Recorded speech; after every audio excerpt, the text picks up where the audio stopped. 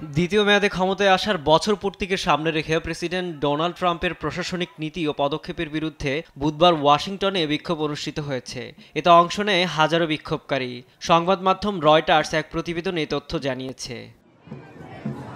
বিক্ষোভকারীরা Trump must go নাও লেখা placard হাতে জড়ো হন ন্যাশনাল মল এলাকায়। সেখান থেকে তারা পদযাত্রা করেন ক্যাপিটল ভবনের দিকে। বিক্ষোভকারীরা ট্রাম্প প্রশাসনের অভিবাসন, শিক্ষা, নিরাপত্তা নীতি ও ফেডারেল সরকারের অচল অবস্থা শাটডাউন নিয়ে তীব্র ক্ষোভ প্রকাশ করেন। অনেকের মতে এসব পদক্ষেপ যুক্তরাষ্ট্রে কর্তৃত্ববাদী শাসনের ইঙ্গিত বহন করছে। আমাদের ক্রমাগত পদক্ষেপ নিতে হবে, নিয়মিত আন্দোলন চালাতে হবে। ক্যাপিটাল এলাকাটি সর্বদা নাগরিক আন্দোলনের প্রতীক হয়ে থাকা উচিত।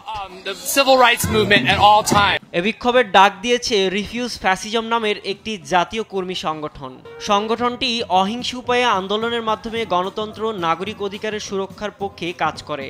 সংগঠনের পক্ষ থেকে বলা হয়েছে, বর্তমান প্রশাসন আদালত উপেক্ষা করছে, আমেরিকানদের দেশ থেকে বের করে দিয়েছে, বাজেট বিল নিয়ে বৈষম্য করছে, মানুষকে গুম, নাগরিক অধিকার রহিত করা ও সরকারি সেবাগুলো বন্ধ করে দিয়েছে। এসব পদক্ষেপের বিরোধিতা করে মানুষ এই বিক্ষোভে অংশগ্রহণ করেছে। তবে বিক্ষোভটি সার্বিকভাবে শান্তিপূর্ণ ছিল। ট্রাম্প অভিবাসী পরিবারগুলোকে টার্গেট করেছে, পরোয়ানা ছাড়াই গ্রেফতার ও আটক করেছে, স্বাস্থ্যসেবা, পরিবেশ সুরক্ষা ও শিক্ষা ব্যবস্থা ধ্বংস করেছে। তাই ট্রাম্প ক্ষমতা ছাড়ার আগ পর্যন্ত আমরা রাজপথে আন্দোলন অব্যাহত রাখব।